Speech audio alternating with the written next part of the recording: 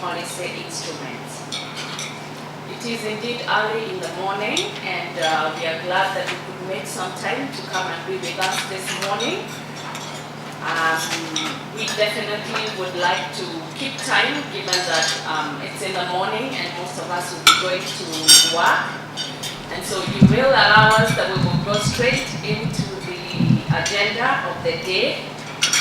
But before we do that, and I know some of us are still going on with the breakfast, but perhaps you would allow that we take a few seconds of silence for prayer and some reflections.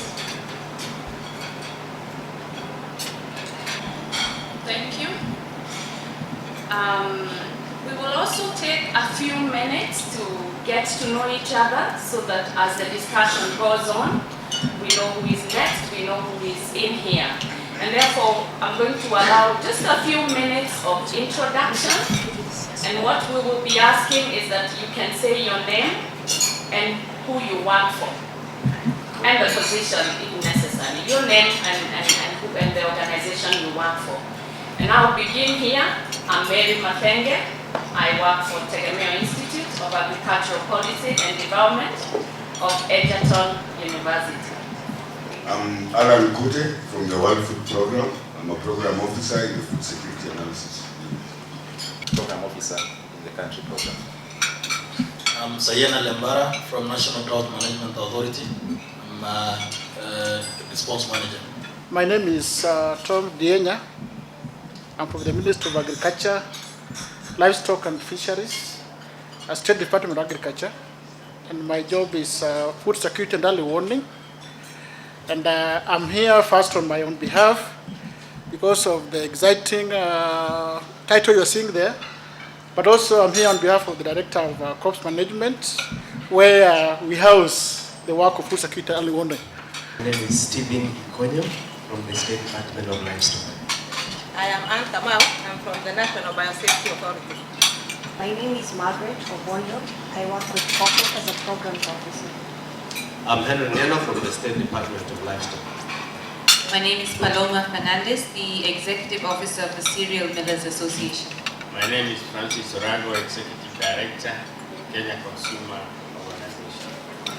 I'm Yonevencia Odiemo from Kenya Consumers Organization, coordinating programs in Nyanza. My name is Ezra Nyango. I work for the Treasury. I'm a technical advisor. I represent the Director of Economic Affairs. My name is Tim Jackie. I work for Tegemeo Institute. My name is Alfred. I also work for Tegemeo Institute. My name is Ken Wale from Tegemeo. I'm Lilian Kibor, Tegemeo Institute. Good morning, I'm Augusta Bate. I work for FAO. I'm Assistant FAO Rep in charge of program. My name is Helen Natu. I'm the Trade and Policy Officer for the Eastern Africa Grain Council. Joseph Karugia. I coordinate research, regional strategic analysis, and knowledge support system. We're based at Euri, Nairobi. My name is Rosemary Emomor. I work for Kali. I'm here to represent our Assistant Director, Social Economics. I'm Julius Kilumbo from USAID Kenya. I manage assistance to Tegemeo Institute in USAID. Hi, good morning. I'm Lily Gathwa. I work with Julius at USAID Kenya, coordinating the agricultural program. Good morning. I'm John Mutunga. I work for the Kenya National Federation of Agricultural Producers. The name is KD. To Kenya National Farmers Federation. So it's going to inform you. We shall be launching this on 4th of December. My name is Mercy Mutua. I work for Tegemeo Institute. And I'm Kevin Onyanko, Tegemeo Institute. Good morning, everybody. My name's Alfred Kibor. I'm here this morning, as Mary has said, on behalf of myself and also on behalf of the head of Division of Research and Extension to attend this breakfast meeting. I'll just make one or two remarks and then I'll just take a seat. Number one is to, first of all, on behalf of Egerton University, welcome each one of you who has come to this breakfast meeting. Indeed, it's a very important breakfast meeting which is going to discuss very critical issues which affect each one of us in this country. We are cognizant of the fact that without sufficient amount of food for our people in this country, we'll continue to depend on other nations, other organizations like World Food Program, and yet God has endowed us with a wonderful country, good weather. I know sometimes we talk about 80% of the country being semi-arid or arid. Yes, that may be true, but we do know that it's possible to utilize even that semi-arid arid part of this country to become actually a food basket, to provide not only enough or sufficient amount of food for the 40 million plus Kenyans, but even much more to the extent that we can actually be a net exporter of food. And because of Tegemeo's work in policy issues, we do, all of us, understand that, yes, you can have beautiful and wonderful or well-written policies, but if they are not implemented, and if the policies do not serve the use for which they were prepared for, at the end of the day, there will just be a bunch of papers or documents in some archive someplace which do not serve any useful purpose. I want to challenge each one of us this morning to think critically about the usefulness or the importance of implementing policies so that we can realize the objectives for which the policies were developed for.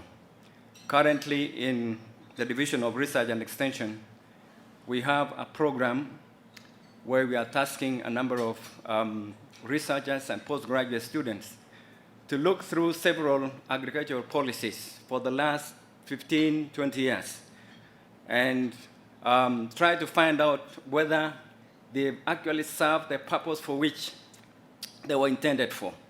Because we feel strongly that there's some very good policies that have been developed, that have been well written, which we have, and yet there doesn't seem to be the realization of what the policies were meant to do. So as a forum this morning, I just want to stop here and challenge you, because most of us, if not all of us, have been involved in one way or another in either policy formulation or policy implementation. And indeed, the big question is, have the policies which we have made us better than what we have been, or are we still grappling with the problems which we have discussed and talked about for many years? So with those remarks, ladies and gentlemen, let me wish each one of you a fruitful morning as we just discuss, listen, and interact effectively. God bless you. I'm very glad to be here with you today. And as you could see when I was walking here, I was walking with the springs on my legs. Because this is not the first time Tegemeo is doing the good job they've been doing of calling us for this forum to look at the policies the government makes and the effects of those policies. And we are glad for this kind of work, and it is not work to be taken lightly. I want to make one or two remarks on behalf of the Director of Crop Management and the Food Security Early Warning Unit in the State Department of Agriculture, that as Professor said, are we still grappling with the problems we talked about for many years because of policies and mostly because of inability to implement certain policies?